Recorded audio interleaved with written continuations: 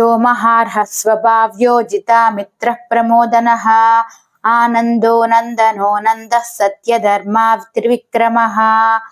భావం: ఆకారం నుండి ఆవిర్భవించిన అజుడు వైష్ణవ వర్చస్సుతో కోటి మన్మధులకు సాటి అయి దృష్టిని ఆకర్షిస్తాడు.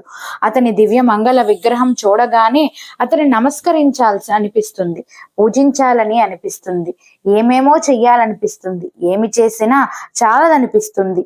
అతని మహార్హత గిరాకీ అలాంటిది. కానీ ఈ మహార్హత అతనికి స్వభావ సిద్ధంగా వచ్చిందే కానీ మధ్యలో తెచ్చిపెట్టుకున్నది కాదు.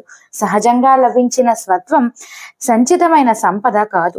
అందువల్ల అతనికి శత్రువులే లేరు. మిత్రులు కానీ అమిత్రులెవరైనా ఉంటే వాళ్ళను కూడా తన సహజ వాత్సల్యంతో, అవ్యాజమైన అనురాగంతో తన వారినిగా చేసుకుంటాడు. జయింపబడిన అమిత్రులే కానీ జయించవలసిన శత్రువులు లేరు.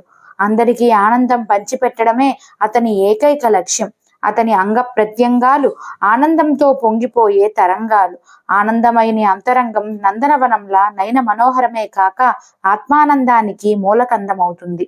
అనుక్షణం ఆనందంలో మునిగి ఆనందంతో పెరిగి అందరికీ ఆ ఆనందాన్ని పంచిపెట్టే నందనందనుడు. సత్యధర్మ సమీక్షణం వల్లనే 3 లోకాలను పాలించగలుగుతున్నాడు. ఏ లోకంలో చూసినా ఆ లోకం ఆనందం. సత్యధర్మ పరిపాలన వల్లనే సాధ్యమవుతుంది. సత్యం ధర్మం సర్వేశ్వరుని చెన్నద్వయం. ఆ బలంతోనే లోకనాయకుడు లోకత్రయాన్ని సేవించగలుగుతున్నాడు. లోకం అతన్ని ఆరాధిస్తుంది, లోకాన్ని అతడు సేవిస్తాడు. ఈ సేవక భావం చాలా